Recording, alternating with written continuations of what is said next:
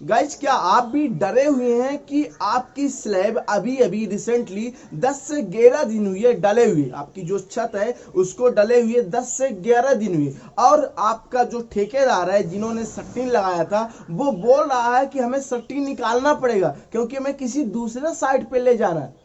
और आपके जो रिलेशन वाले हैं, आपके जो आस पड़ोस वाले हैं, वो बोलते हैं आपने सट्टी निकलवा दिया तो स्लैब में क्रैक्स आना तय है।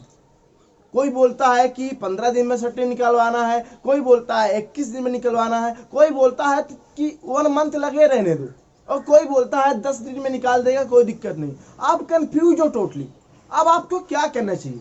या आप अभी अभी साइट पे गए हैं, नए हैं, फ्रेशर्स इंजीनियर हैं, आपके साइट में कोई ठेकेदार है, वो बोलता है साहब हमको अब कल सट्टी निकालना है, और अभी 10 से 15 दिन हुई है, क्या आपको सट्टी निकलवा देना चाहिए? गाइस एक बहुत बड़ा कंफ्यूजन है हर एक इंजीनियर और हर एक मकान मालिक के अंदर। यदि आप कंफ्यूज है तो ये वीडियो आपको एंड तक जरूर देखना चाहिए।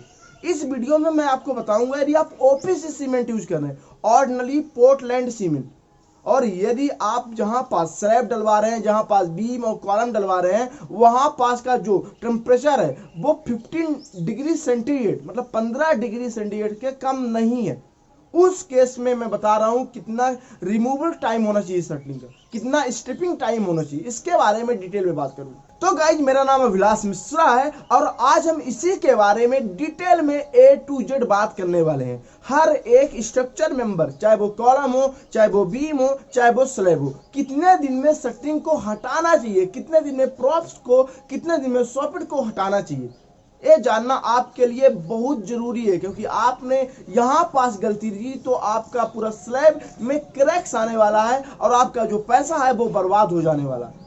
तो आप तो नहीं चाहेंगे कि आपकी सालों की जो कमाई है वो बर्बाद हो जाए। तो आपको इस पॉइंट को विशेष तौर पे ध्यान देना है। जब ठेकेदार है उसको बताओ कि हमें सीमेंट यूज कर रहे हैं, इतने दिन तक कम से कम सटिंग आपको लगा के रखना, पहले ही बात कर लो।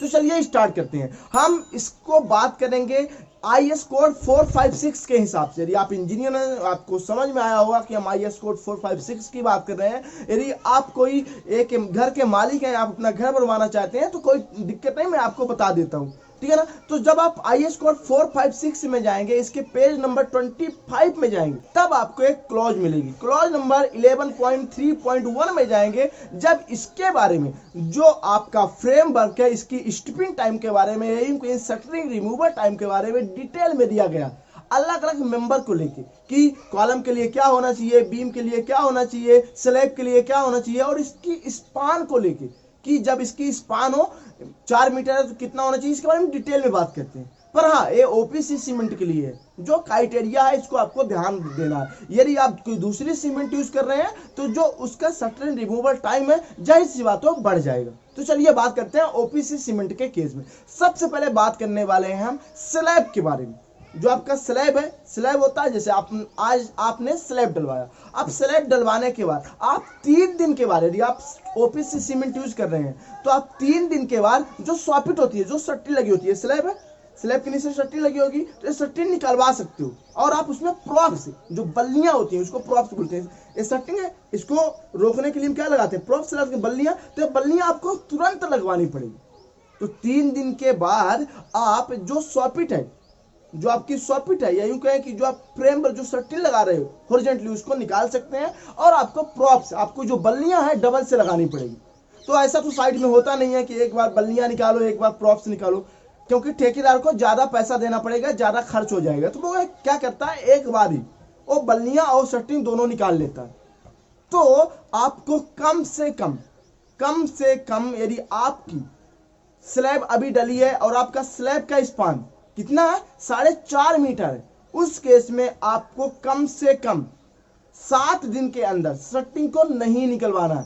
अब गाइज हम बात करने वाले हैं कि जो आप स्लैब डलवा रहे हैं, जो आप छत डलवा रहे हैं, यदि उसकी स्पान 4.5 मीटर से बढ़ जाती है, आपने देखा कि यदि आपकी स्लैब की स्पान 4.5 मीटर से ज्यादा है, उस केस में आप जो सॉपिट निकालने वाले हैं, जो आप सट्टी निकालने वाले हैं, जो आप फॉर्म वर्क निकालने वाले हैं, उसको तो आप 3 दिन में ही निकाल सकते हो।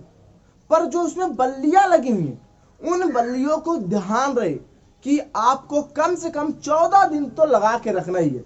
किस केस में? ओपीसी सीमेंट के केस में। ये सीमेंट चेंज होने के बाद इसका जो सस्टेन रिमूवल टाइम है वो भी चेंज हो जाता है गाइस। तो हमने अभी बात की स्लैब के बारे में, अब बात करते हैं किसी दूसरे स्ट्रक्चर मेंबर के बारे में कि बीम। अब बीम भी लगी है, तो बीम में कितने दिन में आपको सटिंग निकलवाना है? तो आपको ध्यान रहे कम से कम 7 दिन में उसका आप यदि आप चाहो तो उसकी जो सॉकेट लगी है बीम की सॉकेट होगी, नीचे तली होगी और साइड होगी, इसको आप 7 दिन में निकलवा सकते हो। यदि आपकी 6 मीटर के अंदर की बीम है, मतलब आपकी जो बीम की साइज है यदि 6 मीटर से अंदर है, तो आप जो उसमें क्या लगा है, सॉकेट लगी है, जो आपने तलियां लगाए हैं और साइड लगाए हैं, उनको यदि आप चाहो तो उसको आप 7 दिन के अंदर अंदर निकलवा सकते हो। और जो उसमें बल्लियां लगी हैं, प्रॉप्स लगे हुए हैं, क्योंकि तली होगी, जाहिर सी बात है प्रॉप्स लगे होंगे नीचे, उन प्रॉप्स को आपको 14 दिन में हटाना। किस केस में? यदि आपका जो बीम की लेंथ है कितनी है? 6 मीटर। पर इंजीनियर से यदि आपकी बीम की लेंथ वहीं पास बढ़ जाती है गाइस, यदि आपकी जो बीम की लेंथ वहीं पास बढ़ जाती है, 6 मीटर से ज्यादा हो जाती है, तो आपको जो सॉकेट निकालना है उसको आपको कितने दिन निकालना? 7 दिन में ही निकाल देना, कोई दिक्कत नहीं, निकाल सकते हो। पर जो उसमें, या यहाँ पास आपको ध्यान देने लायक है, जो उसमें शटरिंग लगी हुई है, जो उसमें प्रॉप्स लगे हुए हैं, बल्लियां लगी हुई है उस शटरिंग को रोकने के लिए, उसको आपको निकालना है 21 दिन में। 21 डेज के बाद उसको आपको शटरिंग को निकालना है। ध्यान रहे इस चीज को लेकर।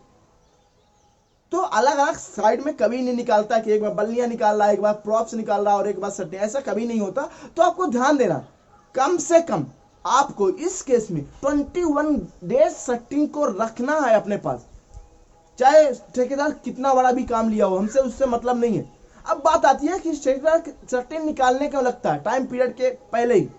देखो उसका काम है, उन्होंने दूसरा काम लिया है, अब उनको उसी शटरिंग से बहुत सारा पैसा कमाना है, तो वो जल्दी से जल्दी आपका स्लैब डालेंगे और कुछ दिनों के अंदर अंदर ही आपकी शटरिंग निकाल के कहीं दूसरी जगह लगाएंगे, उनको पैसा मिलेगा। पर आपके पास लगाएंगे क्या मिलेगा? कुछ नहीं मिलेगा, है ना। तो आपको ध्यान देना इस चीज को, ठेकेदार का कुछ नहीं जाने वाला, है ना। तो हमने किसकी बात की? हमने स्लैब की बात की, हमने बीम की बात की। अब बात करते हैं यदि आपका कोई वर्टिकल मेंबर है, जैसे आपका कॉलम हो गया, कॉलम एक वर्टिकल मेंबर है, जैसे आपकी रिटेनिंग वॉल हो गई, रिटेनिंग वॉल भी वर्टिकल मेंबर है, उस केस में कितने दिन होना चाहिए? तो आप कॉलम के केस में 16 घंटे से लेकर 24 घंटे के अंदर अंदर शटरिंग को निकाल सकते हैं गाइस। पर ध्यान रहे 16 घंटे के बाद निकालना। कई कई लोग क्या होते हैं 10 घंटे के तुरंत बाद निकाल देते हैं, बोलते हैं सर इनिशियल जो इसका फाइनल सेटिंग टाइम है ओपीसी का 10 घंटे है तो मैं निकाल देता हूं। ऐसा नहीं, आपको कम से कम 16 घंटे रोक के रखना शटरिंग, इसके बाद ही आपको निकालना, चाहे वो कॉलम हो और चाहे वो वर्टिकल मेंबर कोई भी हो। जैसे आप रिटेनिंग वॉल का काम करा रहे हो, उस केस में भी आपको इतना ध्यान देना है गाइस। तो आपने समझा कि किस स्ट्रक्चरल मेंबर के लिए कितने दिनों तक हमको शटरिंग रखना है। पर आपको मैं बता दूं जो साइडों में होता है मैक्सिमम है, हमने बताया आईएस कोड के हिसाब से, पर जो हम साइड पे करवाते हैं वो करवाते हैं कम से कम हमको 21 दिन या 15 दिन तक साइड पे रखना ही है शटरिंग, किसी भी केस में कॉलम को छोड़ के। और यदि आप ओपीसी के अलावा कोई भी सीमेंट और यूज कर रहे हो तो मैं तो यही बोलूंगा कम से कम आप 21 डेज तक आप अपने कोई भी स्ट्रक्चर मेंबर है वहां शटरिंग रखो, शटरिंग नहीं निकलवाना।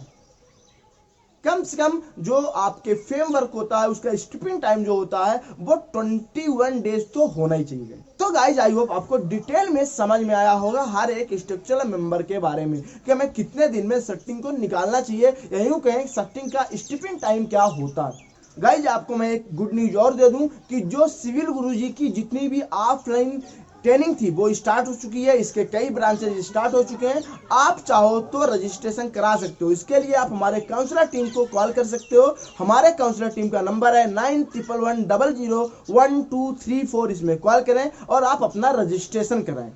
इसके साथ ही साथ सिविल गुरुजी जैसे आपको पता है कि 1 मंथ की इंटर्नशिप भी प्रोवाइड करा रहा है मात्र 11 रुपए में, तो इसको लेना मत भूलें। हमारे हिसाब से यदि आप अपने करियर में ग्रोथ करना चाहते हैं तो इस इंटर्नशिप को करना चाहिए, आपको 11 रुपए इन्वेस्टमेंट करना चाहिए।